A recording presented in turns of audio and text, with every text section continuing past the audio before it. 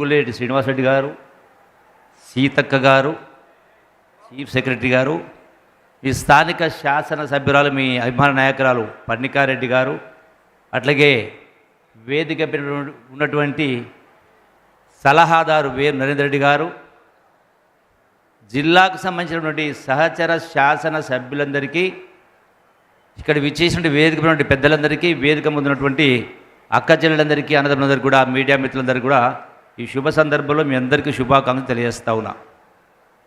ఈ రోజున గౌరవ ముఖ్యమంత్రి గారు ఇటు నారాయణపేట కేంద్రంలో ఎన్నో అభివృద్ధి కార్యక్రమాలకు శ్రీకారం చుట్టడం జరిగింది. గౌరవ ముఖ్యమంత్రి రేవంత్ రెడ్డి గారు ముఖ్యమంత్రి అయి కేవలం 14 మాసాలైంది. ఈ 14 మాసాలలో ఎన్ని ఆర్థిక ఇబ్బందులున్నా కూడా చెప్పిన ప్రతి మాటను కూడా నిలబెట్టేట్టు కార్యక్రమం చేస్తూ ఉన్నారు. అది 6 గ్యారెంటీలు కావచ్చు, రైతు భరోసా కావచ్చు, రుణమాఫీ కావచ్చు. అట్లాగే ఈ రోజున ఈ యొక్క నారాయణపేట్, మక్తల్, కోడంగల్ అత్యంత వెనుకబడ్డ ప్రాంతం. ఎంత చేసినా తక్కువనే, చేయాల్సిన అవసరం ఉంది, చేయాలి కూడా. అట్లాగే సాగునీటికి సంబంధించి కూడా ఎన్నో కార్యక్రమాలు చేపట్టడం జరిగింది. ఈ రోజున గత ప్రభుత్వం ఎన్నో మాటలు చెప్పింది, కానీ గౌరవ ముఖ్యమంత్రి రేవంత్ రెడ్డి గారు హైదరాబాద్ నగరాన్ని విశ్వనగరంగా చేయాలన్నటువంటి ఆలోచనతో మూసీ ప్రక్షాళన కావచ్చు, ఫోర్త్ సిటీ కావచ్చు, ఎన్నో అభివృద్ధి సంక్షేమ కార్యక్రమం చేస్తూ ఉన్నారు. అట్లాగే సమయం మించిపోలే, ఇప్పటికి కేవలం సంవత్సర కాలమైంది. ఇంకా 4 సంవత్సరాలు ఉంది, ఇంకా ఆ తర్వాత మరొక 5 సంవత్సరాల కాలం ఉంది. గడచిన 10 సంవత్సరాలలో గొప్పగా మాట్లాడి గొప్పగా చేసినామని గొప్పలు చెప్పుకుంటుంటే నాయకుల కంటే కూడా మీకంటే 10 రెట్లు ఎక్కువగా రేవంత్ రెడ్డి గారి నాయకత్వాన ఈ రాష్ట్రం అభివృద్ధి కాకపోతుంది. మీ కళ్ళారా మీరే చూసే కార్యక్రమం చేస్తారు. ఆనాడు పాలమూరు జిల్లాను దత్తత తీసుకున్నాను చెప్పని పాలమూరు నుంచి ఎంపీగా గెలిచి 10 సంవత్సరాల కాలంలో కృష్ణానది పైన ఏ ఒక్క ప్రాజెక్టును కూడా చేపట్టకుండా ఇటు కొడంగలైనా, నారాయణపేటైనా, మక్తలైనా, అట్లాగే ఇతర పాలమూరు రంగారెడ్డి ప్రాజెక్టు సంబంధించి కూడా కూర్చేసుకొని నేను 2 సంవత్సరాల కాలంలో ప్రాజెక్టును పూర్తి చేస్తాన్నారు. సుమారుగా 10 సంవత్సరాలు పరిపాలన చేసి ఎక్కడ వేసిన గొంగడి అక్కడన్నట్టుగా. దేనికోసం? మీకు 10 సంవత్సరాల క్రితం కాంగ్రెస్ పార్టీ గత పాలన నుంచి మీరు అధికారం చేపట్టినప్పుడు మిగులు రాష్ట్రాన్ని, మిగులు బడ్జెట్ని మీకు అప్పచెప్పడం జరిగింది. మిగులు బడ్జెట్ ఉండంగా 8 లక్షల కోట్ల అప్పు చేసిన తర్వాత 40,000 కోట్ల బిల్లులు పెండింగ్ పెట్టి కూడా ఏ ఒక్క మాట కూడా నిలుపుకోలే. ఈ సంవత్సర కాలంలో ఈ యొక్క ప్రభుత్వ కాలం పూర్తి కాకముందుకే ఏమైనా మీరు ఇంకా చెప్పినటువంటి పనులు చేస్తలేరు అనేటువంటి మాట మాట్లాడుతూ ఉన్నారు.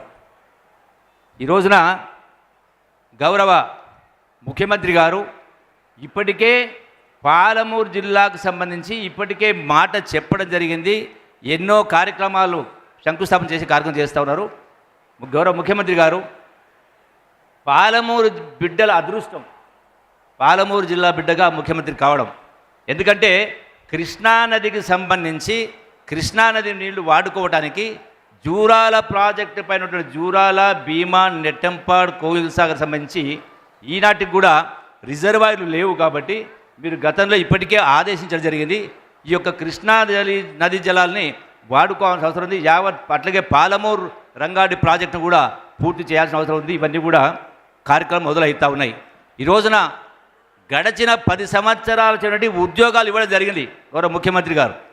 ఇప్పటికే జాబ్ క్యాలెండర్ కూడా ప్రకటించే కార్యక్రమం చేయడం జరిగింది. ఇన్ని చేస్తూ ఉంటే మీరు చేయని పని కూడా 10 సంవత్సరాలు చేయని కార్యక్రమం చేస్తూ ఉంటే 10 సంవత్సరాలు బయటికి రాకుండా కేసీఆర్ గడిచిన 2 రోజుల కింద వాళ్ళ పార్టీ కార్యకర్తల సమావేశం పెట్టి కాంగ్రెస్ గ్రాఫ్ పడిపోయిందని మాట్లాడతాడు. అంటే గడచిన మీరు 10 సంవత్సరాల కాలంలో ఇన్ని లక్షల కోట్ల అప్పు చేసినా కూడా ఎన్నికల్లో ఓటమి పాలేం, శాసనసభ ఎన్నికల్లో. ఆ తర్వాత పార్లమెంటు జరిగిన ఎన్నికల్లో ఒక్క సీటు కూడా రాలే. ఏ లెక్క ప్రకారం మళ్ళీ పరిపాలన మాట్లాడతారు, మీరు మళ్ళీ పరిపాలన కావాలని కోరుకుంటారని కింద మీ బాకా ఊదే పత్రిక, మీ బాకా ఊదిరికే టీవీ ఛానల్లో ఊదరగొట్టే కార్యక్రమం చేస్తున్నారు. అడ్డగోలుగా అడ్డదిడ్డంగా సంపాదించినటువంటి కోట్ల రూపాయలు ఖర్చు పెట్టే కార్యక్రమం చేసి తెలంగాణను భ్రష్టు పట్టించి అన్ని రంగాలను సర్వనాశనం చేసి అవినీతిని అందలానికి ఎక్కించి ప్రజాస్వామ్యానికి పాతరేసి కుటుంబ పరిపాలన చేసి ఇవాళ సన్నాయి నొక్కుతూ మాట్లాడుతూ ఉన్నారు.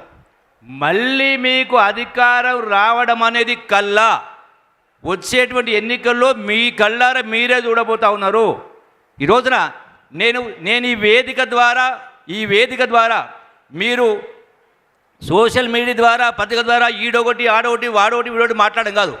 నేను ఈ వేదిక ద్వారా ఛాలెంజ్ చేస్తూ ఉన్నా. తెలంగాణ ఉద్యమం ఏంది, అమరవీరుల ఆకాంక్ష ఏంది, గడిచిన 10 సంవత్సరాలు మీరు పరిపాలన ఏంది, ఈ రెండింటిపైన డిబేటుకు టీవీ ఛానల్కి వస్తారా, విలేకరుల సమక్షం చర్చ పెడదామా? 100% నేను అడిగిన ప్రశ్నలకు సమాధానం చెప్పకపోతే రుజువు చేసి చూపిస్తా. పరిపాలన అంటే ఎట్లుండాలి? ఇలా గౌరవ ముఖ్యమంత్రి రేవంత్ రెడ్డి గారు పరిపాలనకు సంబంధించి కూడా పరిపాలనలో ఎన్నో సమూలమైన మార్పులు తేబోతూ ఉన్నారు. పారదర్శకమైన పరిపాలన, ప్రజా పరిపాలన అంటే ఇట్లా ఉండాలి, కాంగ్రెస్ పరిపాలన మరి ఉండాలన్నటువంటి విధంగా ముందుకు తీసుకుపోయే కార్యక్రమం చేస్తూ ఉన్నారు. మీ దమ్ము ధైర్యం ఉంటే మీరు చెప్పిన డేటుకు, మీరు చెప్పిన టైం కాడ, మీరు కోరుకున్న ఛానల్ కాడ సిద్ధంగా ఉన్నాం. ప్రజలకు తెలియాలి. ఎందుకంటే మీరు ఏది మాట్లాడితే అదే ప్రజలు నమ్ముతారు అన్నటువంటి ఒక మైకంలో ఉన్నారు. కాబట్టి కేవలం సంవత్సర కాలం అయింది, ఇన్ని రకాల విమర్శలు చేస్తూ ఉన్నారు. కాబట్టి 100% ఇలా మా పాలమూరు జిల్లా బిడ్డల అదృష్టం. పాలమూరు రూపురేఖలు మారబోతూ ఉన్నాయి. అన్ని రంగాల్లో కూడా మంచి భవిష్యత్తు ముందు ఉండే చెప్పని మీ అందరికీ సవినంగా విజ్ఞప్తి చేస్తూ సెలవు తీసుకుంటున్నారు. Thank you very much. Thank you sir. గౌరవ ఇన్ఛార్జ్ మంత్రివర్యులు దామోదర్ రాజనరసింహ గారి సందేశం.